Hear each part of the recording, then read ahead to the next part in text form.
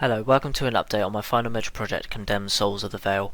My last video was giving an update in regards to my Polaroid mechanics I've been working on, and I'm happy to say that with this update, because I previously discussed was going to be doing the email system and the dialogue system.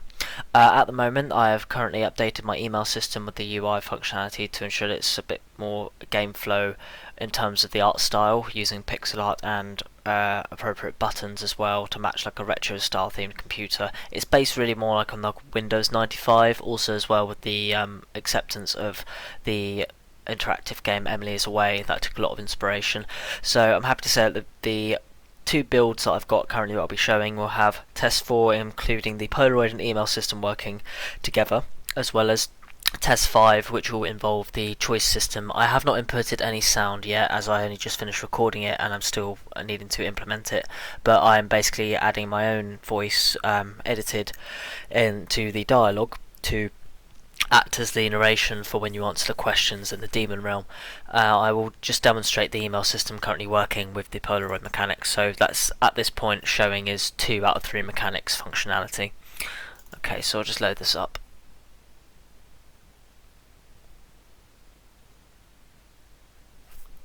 When it wants to load.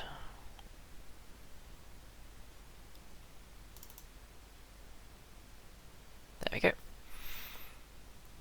Okay, so we've got our main scene that we've got here still, and last time I demonstrated about the Polaroid camera working. So you've got the Polaroid lens, and you can do free camera mode, which is pressing click to take instant Polaroid.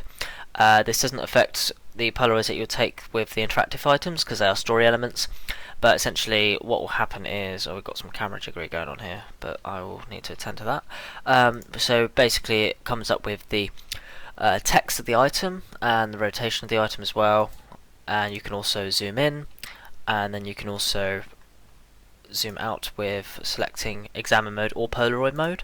So that's the update for the Polaroid mechanics essentially. So for example, this is our first item, we take a photo of it and it's instantly printed onto the wall. And as we can demonstrate here, I've added a email alert system every time you take a photo of a significant object, so that's indicating check the computer, because that's like the help tool basically.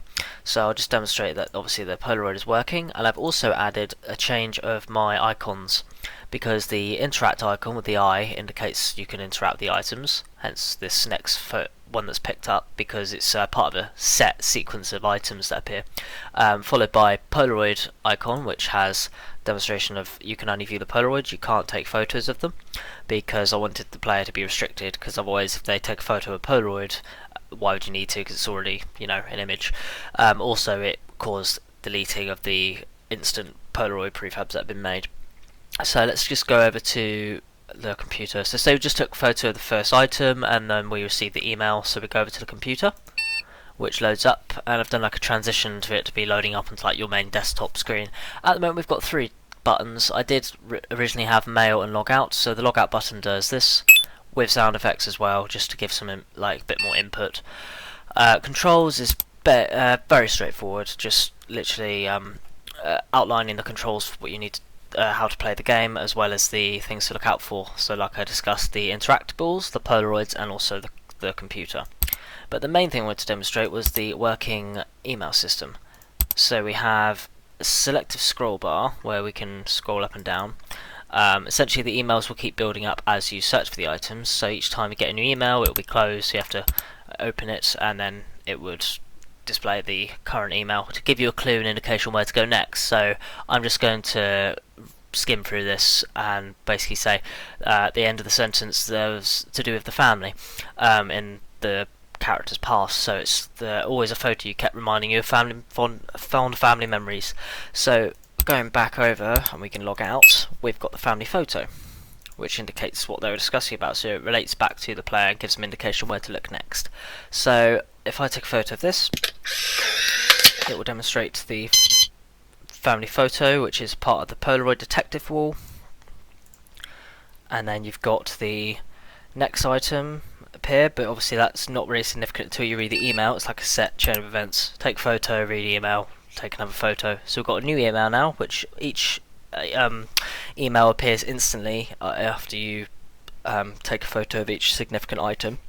So now we have the family one, and so on, and it will go through the set stages to uncover the character's past, which will also lead on to the demon realm. I'm not going to demonstrate any further objects because that will give away some story elements, as I'm still toying around with the narrative at this point. I just wanted to see if I can get the main mechanics working with regards to the email system. So I can happily say that the Polaroid mechanic and the email worked together, and all I will need to do in terms of updating this will be including better visuals as well as sound input as well. Mainly background noise, because I think adding too many interactable sounds takes away the immersion, so I'm just going to keep it simple with the computer as well as the camera, and just feel that there's a bit of nice flow of sound with the level design, considering you're environmentally looking around the apartment to build up the profile of the character, as well as them being a photography student, etc. But obviously, as the events go on through the game, when you take photos, there will be other items. Specifically, there will be 6, because I've obviously set it to enough to create the path of uncovering the past, the path to the past, essentially.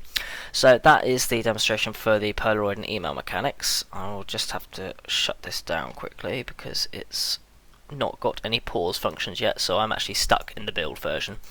So now I'm going to load the dialogue system, which took a lot of consideration in regards to the code.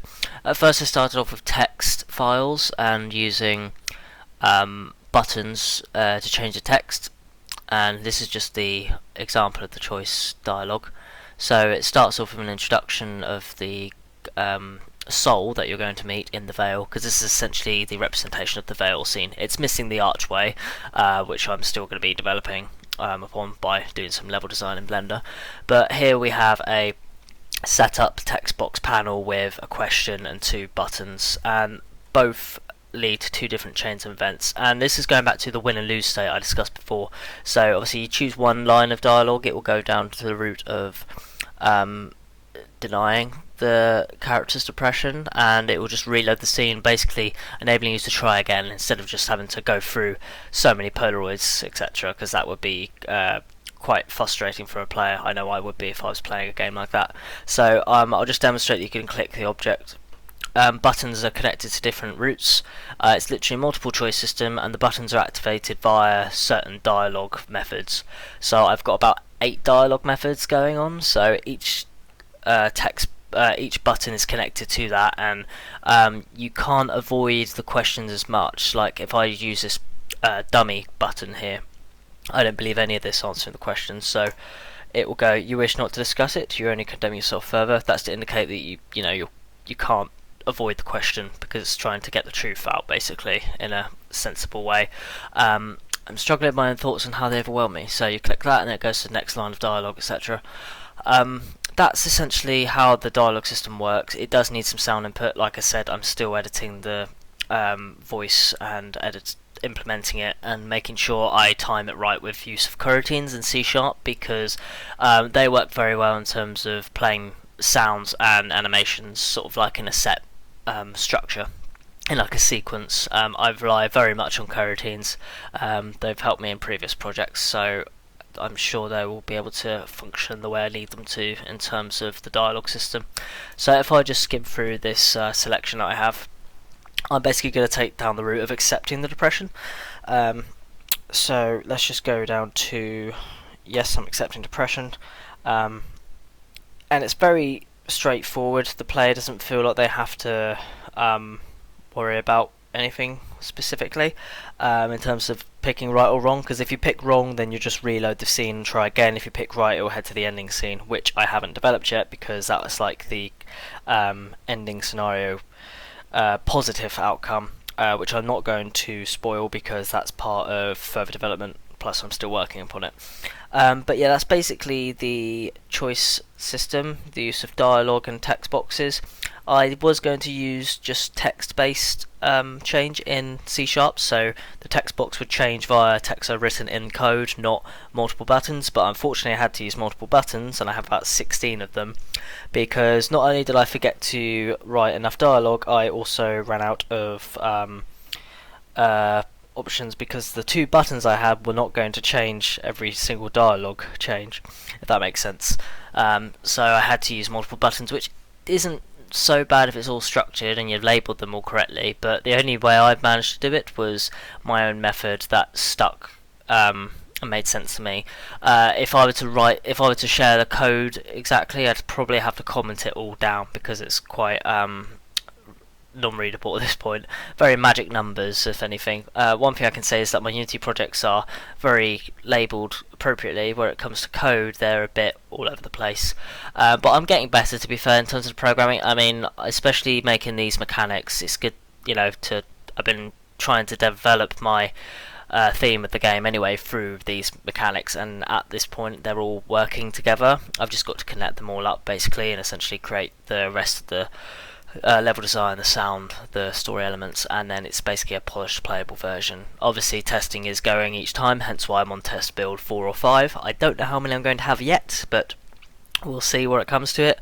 But yeah, that's basically the update for this time.